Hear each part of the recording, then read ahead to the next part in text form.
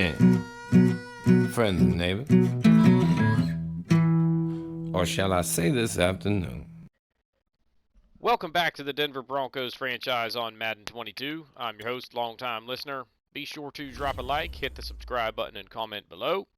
We're going to be taking on the Raiders here in Week 7, but before we do that, we're going to go back into the negotiation screen. If you remember last episode, we offered Khalil Mack a one-year contract worth $16 million for that single season, and he didn't take it, so we're actually going to just let him go to free agency because I think we can get him for that number or less once he hits the free agent market. And then OJ Mudia, we offered him $15 million for a 2-year contract. He wants more of a bonus and a longer contract. We're not going to give him both, but we're going to go up just a little bit on the bonus and see if we can still bring him back for these 2 years because he's still a good corner. Yeah, I think that's the last offer we're going to make him. We'll be okay with Surtain and Bryant and Webster, and who did we sign in the offseason? Romeo Carr. I think we've got some guys that are okay there. Now, Spencer Johnston is a solid D tackle. He's only 25 years old, and he's an 81 overall star dev trait. We are going to try and get him extended actually through his 30-year-old season because he's probably going to continue to get better until he's about 30 anyway. So at that point, we get him kind of at his peak and then maybe one more year before he starts to dip off. And we can probably get him at a discount as a result. So we're going to drop the bonus way down since we're giving him 2 extra years. But we're going to jack the salary up. He wants, what is that, about $8 million a year for 3 years, which I think we can do like somewhere in this neighborhood. Let's try here and see if we can get him for just over $38 million for 5 years. Boom. That's awesome. Khari Willis, he's gone. We've got Luke Burke, who's going to be our strong safety of the future. We don't need a 29-year-old strong safety. Even though he's still a good player, Burke is probably going to be better by the start of next season, and we just won't have a use for Willis quite as much. Certainly not to where we're going to pay him $7 million a year or whatever. So we'll let him go, and we're still doing pretty well on the salary cap for the time being. So, weekly strategy against the Raiders is probably, well, it says defend the outside run. These guys don't throw it very well, so I guess we'll just roll with that. That's fine. We'll want blitz counter here, and then team profile goals don't even matter. So, that's that. Hang on, while this is going, I got a message from somebody. Oh, no I didn't. It's a group message, so I don't care. All right.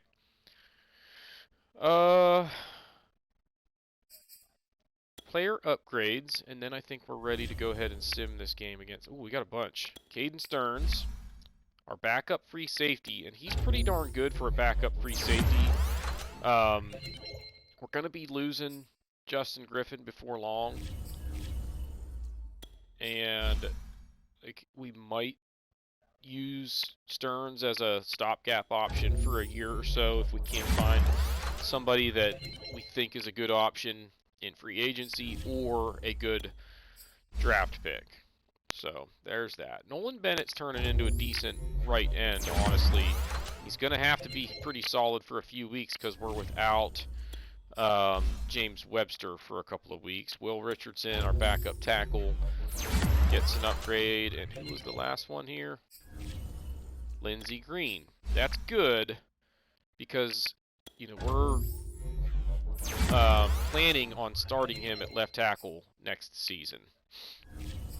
So, or maybe right tackle, but he's going to probably be starting. And now I think we are ready. Somebody got signed off of our practice squad, but who cares? Week 7 action on the road in Vegas against the Raiders. And they came into this 3-2.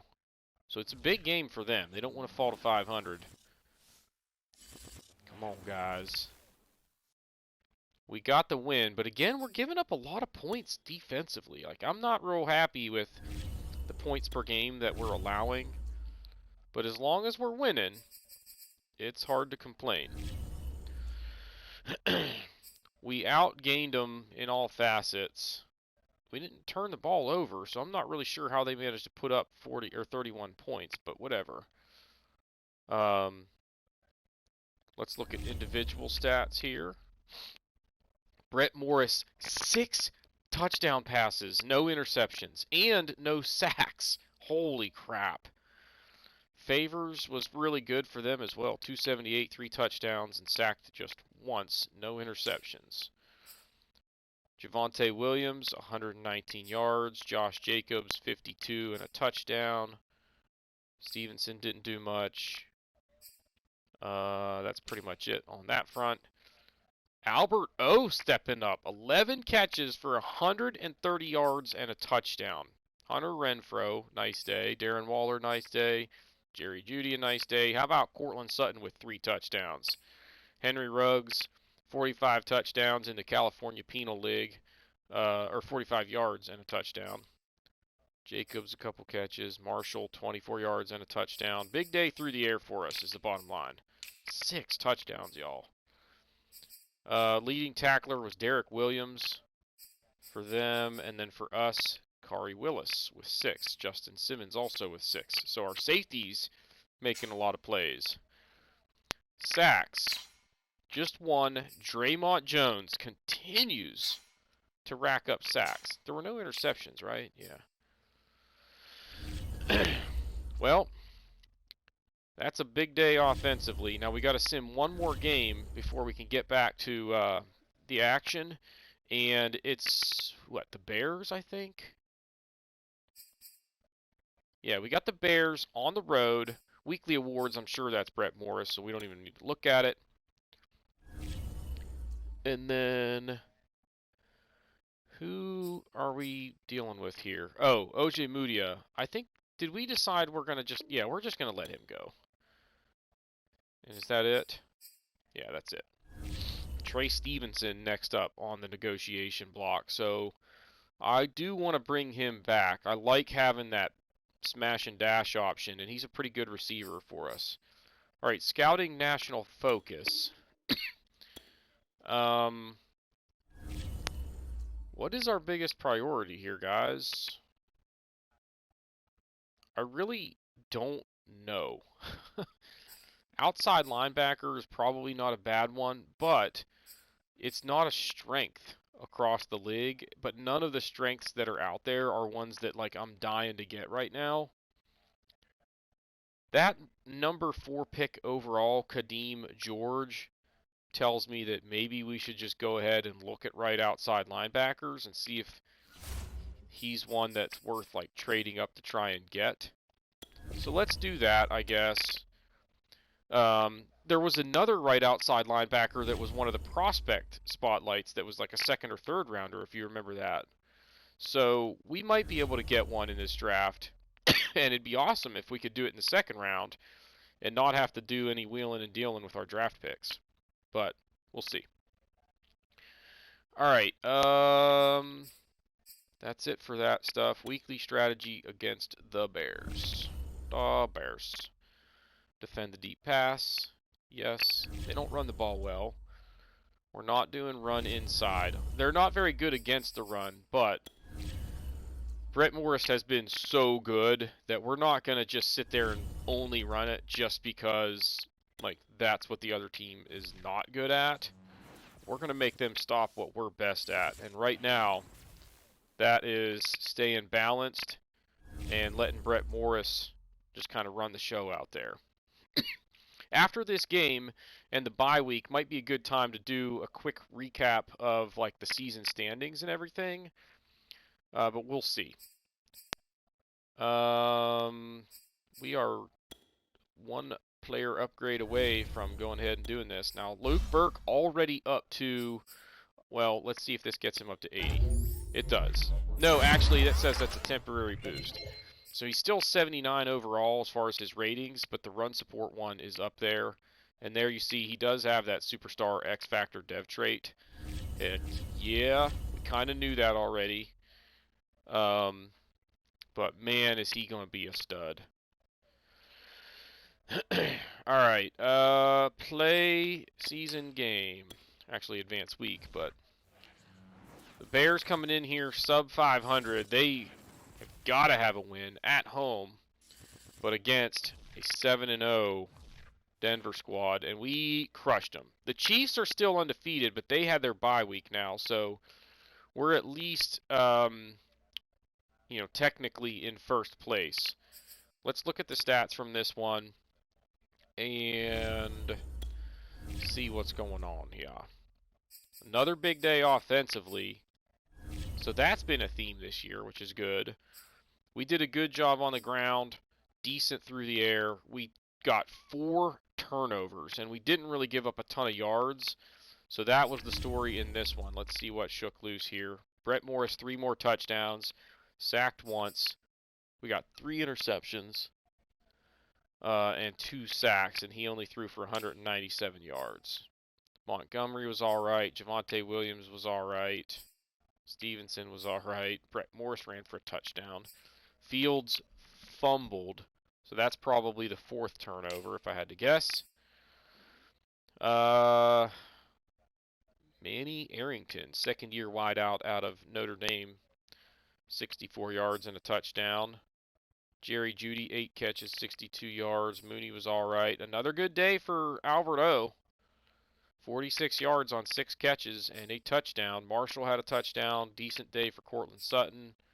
Kind of kept Allen Robinson in check. Komet didn't do much. Javonte Williams had a touchdown catch.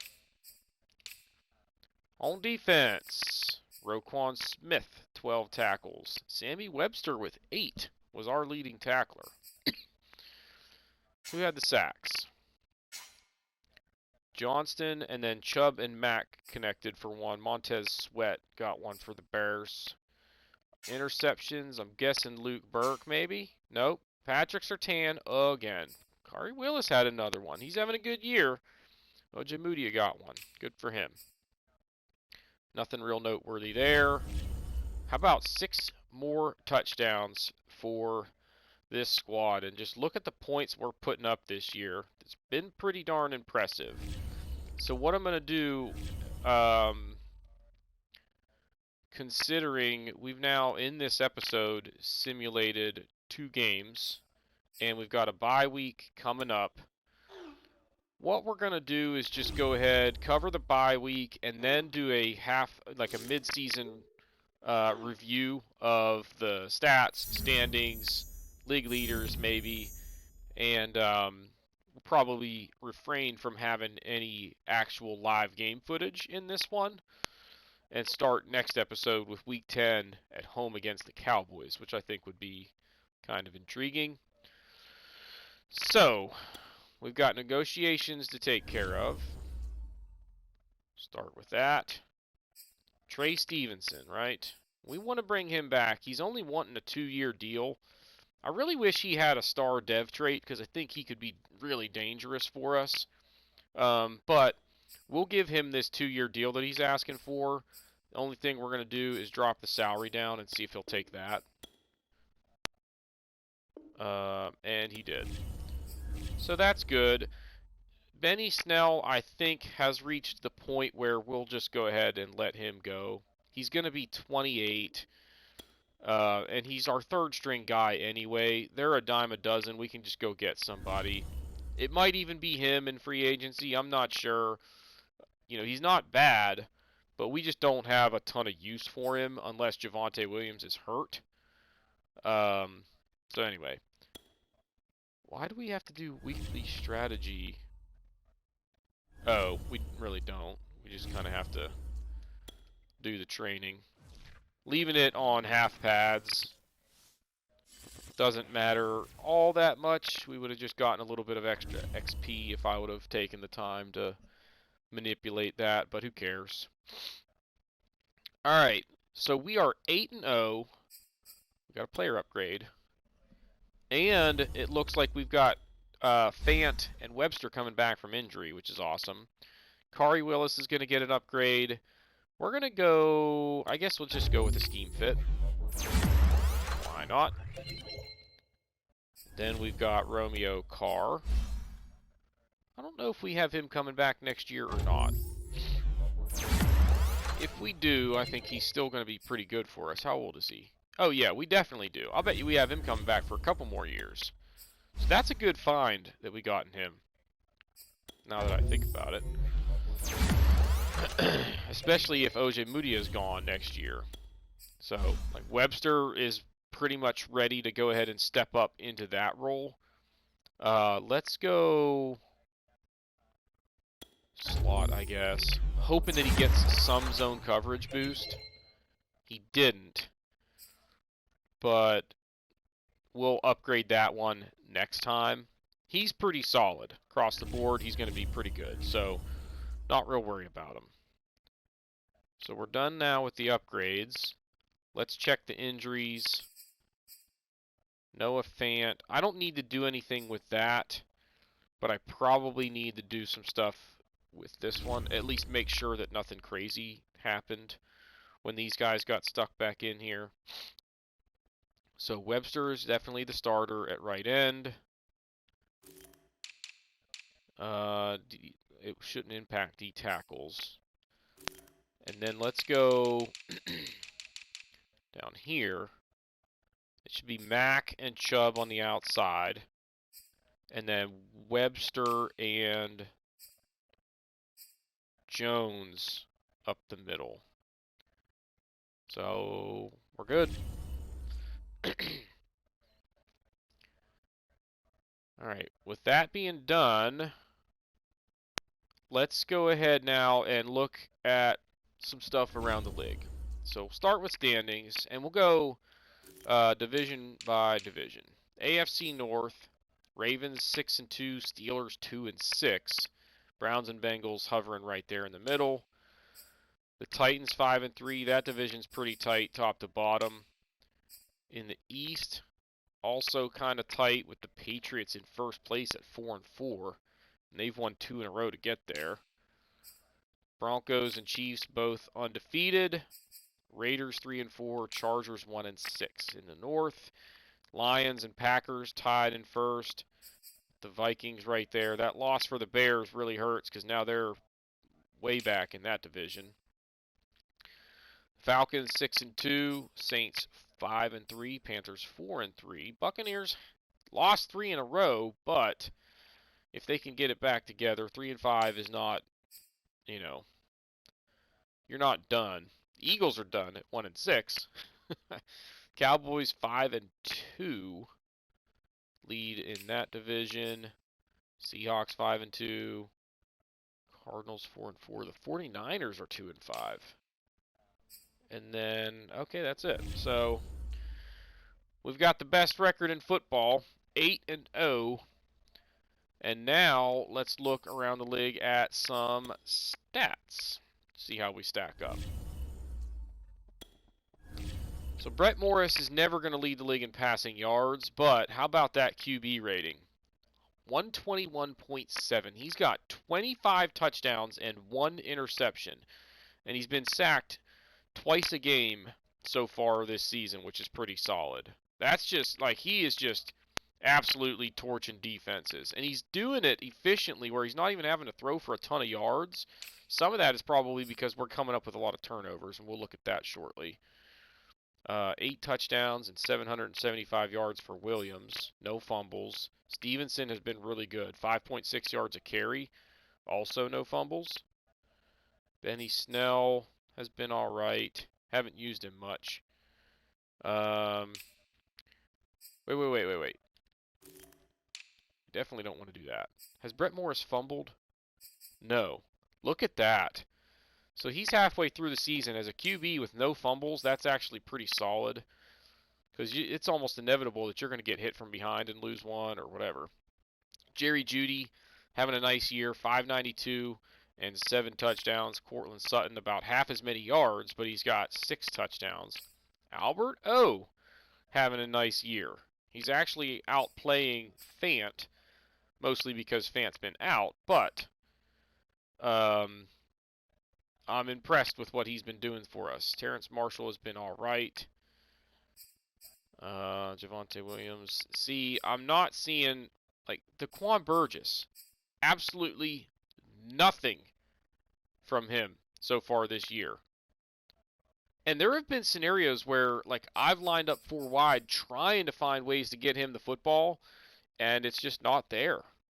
And some of it has been teams are, when I look for it, they're covering the middle of the field and giving me one-on-one on the boundaries. And that's where we've hit Jerry Jeudy on a couple of go routes, killing some people.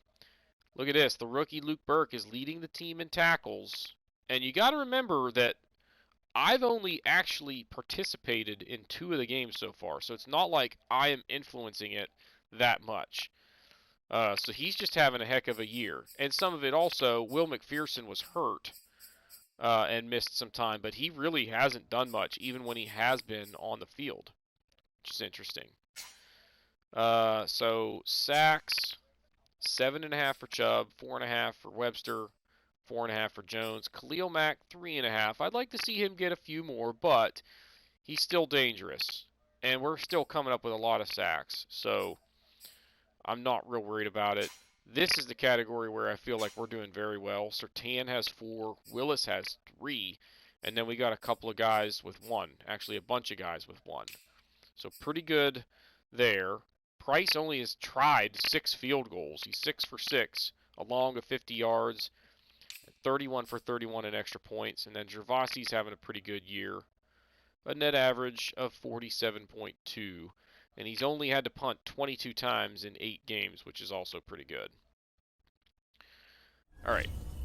That's a look at those.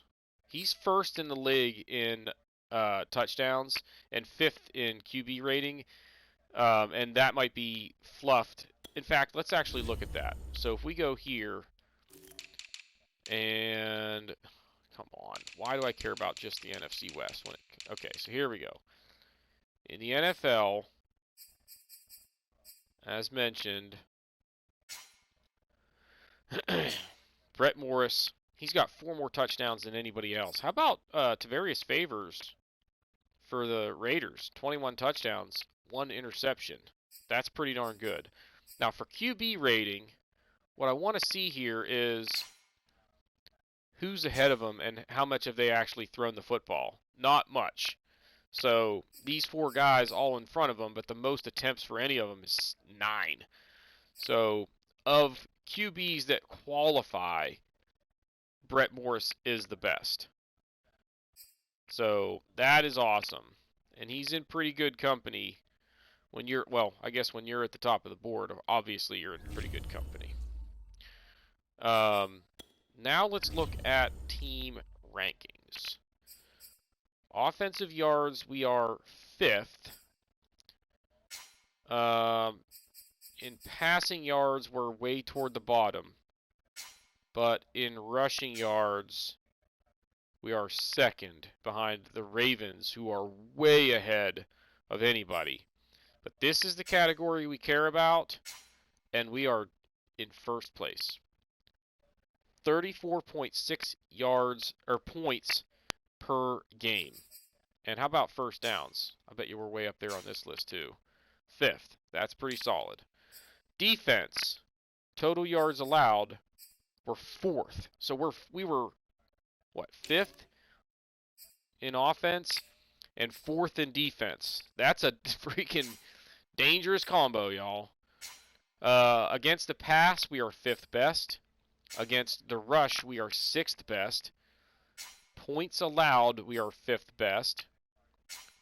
Sacks, 1st. Heck yeah. Fumbles, 1st by 3. This is ridiculous. And interceptions, 1st.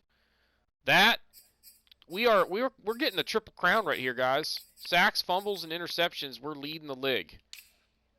Pretty darn impressive. I don't necessarily care about conversions. Now, red zone efficiency, we're actually way up there. 27 out of 37 trips to the red zone, we're coming away with touchdowns. That is fantastic. Also fantastic. Wait. That's not what I want. I'm in the wrong column. We're first in trips to the red zone, and that's the one that I care about the most. We're third in defensive trips to the red zone, and we've given up touchdowns 14 out of those 22. Field goals 3 of the remaining 8. So those are all pretty darn impressive numbers. We're actually not leading the league in penalties, which is basically because we've been simulating most of the games. We've simmed 6 out of 8. We just keep winning. So hopefully that trend will continue, and we can burn through this season pretty quick. If you haven't done so... Okay, and now, so actually a quick change of plans. I was considering wrapping up the episode right here, but there's 2 things we're going to do first. There's no reason we can't go ahead and advance through the bye week. And one thing that is interesting is that we've had all of those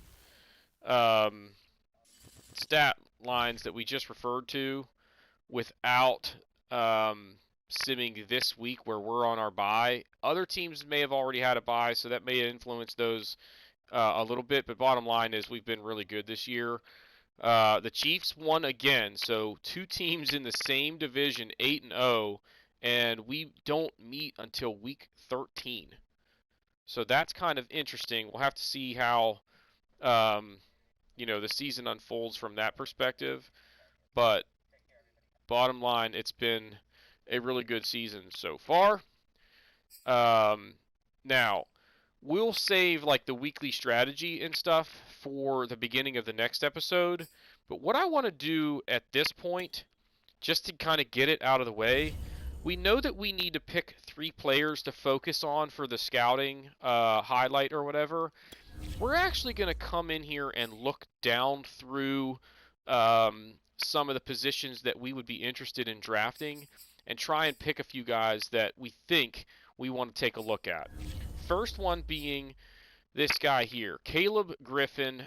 D for man coverage is a concern at free safety. Now, he's not going to do a ton of man coverage, but that tells me he's not very good at it, and he's also not a very good tackler. I wouldn't take this guy in the first round, especially with those physicals. So just because he's supposed to be the best free safety doesn't mean I'm going to take him. But we do want to look at free safeties and see if we can find one that could be a good player. This guy, I like the key ratings from what I see so far. He looks like he's maybe a big physical type guy.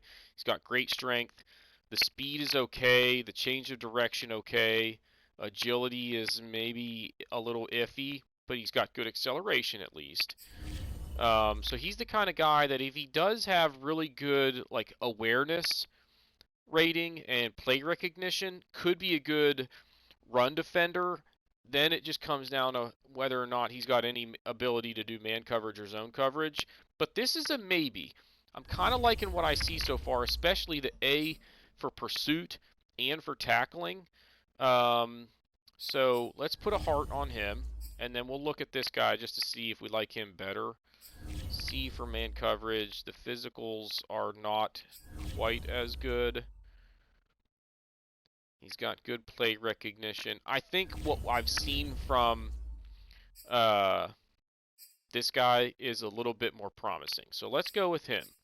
Then, at right outside linebacker, I really think that this guy could be a steal. Look, we got now 3 of his key ratings unlocked. B for pursuit, B for tackling, B for zone coverage. And he's got good physicals. He's injury prone, though. Damn it. That is... It's a D. If that was a C, I could look past it. But at a D, it really worries me. We might draft him just in... Like, if we can't get anybody till the 2nd round, I would probably take him. Because he's going to be a really good player. But we just have to know that he's probably going to have issues with injury. But I at least want to maybe like come up here and look at this dude, because if this is like a Hall of Famer waiting to happen, maybe we just trade up and get him. But we'd probably have to give up a lot for him. He's got A pursuit, A tackle, C for zone coverage, but that's okay considering we're in a 3-4, and I want this guy to be more of like the pass rusher type anyway. He's got elite strength, great speed, elite acceleration, good change of direction. So like the physicals are pretty impressive. A awareness, A finesse moves, A pursuit. Like that is a potential stud. So let's put a heart on him. We're going to keep looking though. B for block shedding. C tackling is a little bit of a concern. Elite strength, elite speed. Those physicals are really good. Holy moly. B awareness, A finesse moves, and B block shedding. Like this guy could be pretty good too. So instead of trying to trade all the way up to get this guy, let's take him off the board and slip down a little farther. B for pursuit. He's got good strength and pretty good physicals as well. Also A finesse moves, C power moves, good pursuit, good awareness. Like that's another one that's a good option. Like there's gonna be an outside linebacker there that we should probably be able to grab. Let's look at this guy just in case. B tackling. The strength is a little bit low. That actually makes me wonder, what do we have as far as this guy? See, he's a little bit undersized if he's going to work in a 3-4. He does have good strength for his size, though.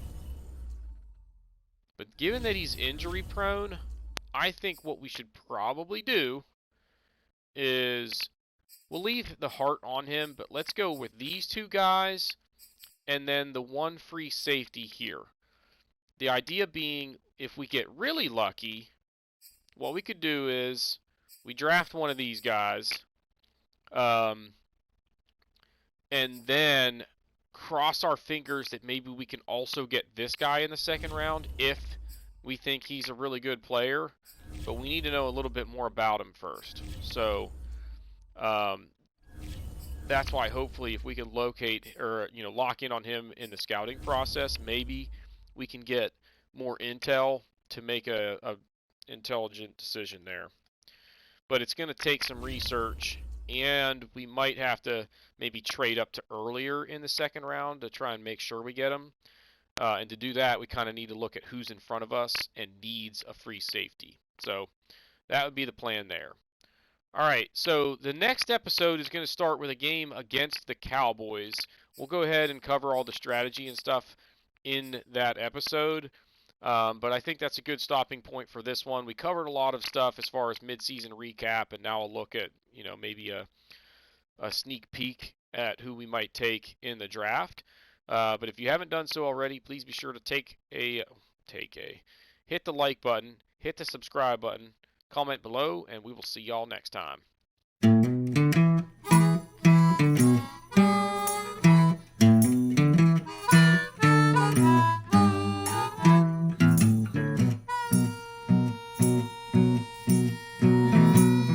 Good evening, friend and neighbor. Or shall I say this afternoon?